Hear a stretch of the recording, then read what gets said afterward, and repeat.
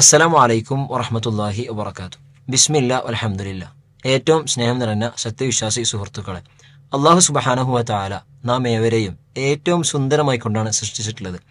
എന്നാൽ ആന്തരികമായി ശുദ്ധിയാക്കുക എന്നുള്ളത് മനുഷ്യരെന്ന നിലയ്ക്ക് നാം ഓരോരുത്തരുടെയും ബാധ്യതയാണ്. അതിനുവേണ്ടി നാം നമ്മുടെ റബ്ബിനോട് നന്നായി തേടേണ്ടതുണ്ട്. അത്തരത്തിലുള്ള ഒരു പ്രാർത്ഥനയാണ് റസൂൽ സല്ലല്ലാഹു അലൈഹി വസല്ലമ നമുക്ക് പഠിപ്പിച്ചു നൽകിയിട്ടുള്ളത്. അല്ലാഹുമ്മ അഹ്സൻത ഖൽഖി ഫഅഹ്സിൻ ഖുലുഖി.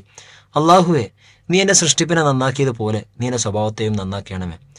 സ്വഭാവം നന്നാക്കുന്നതിലൂടെ നമുക്ക് വേറെയും ഒരുപാട് നേട്ടങ്ങൾ ലഭിക്കുന്നുണ്ട്. സ്വഭാവം നന്നാക്കുന്നവന് റസൂൽ സല്ലല്ലാഹു അലൈഹി വസല്ലമ സ്വർഗത്തിൽ ഒരു ഭവനത്തിന് വേണ്ടി ജാമ്യം നിൽക്കുമെന്ന് പോലും പറഞ്ഞിട്ടുണ്ട്. അതുകൊണ്ട് ഈ ഒരു പ്രാർത്ഥന നാം നമ്മുടെ ജീവിതത്തിൽ പകർത്തുക. ഏറ്റവും നല്ല സ്വഭാവത്തിനുടമയായിക്കൊണ്ട് നാം ജീവിതം മുന്നോട്ട് നീങ്ങുക. റബ്ബ് സുബ്ഹാനഹു വ തആല അതിനുള്ള തൗഫീഖ് നൽകി അനുഗ്രഹിക്കുമാറാകട്ടെ. അസ്സലാമു അലൈക്കും വറഹ്മത്തുള്ളാഹി വബറകാതുഹു.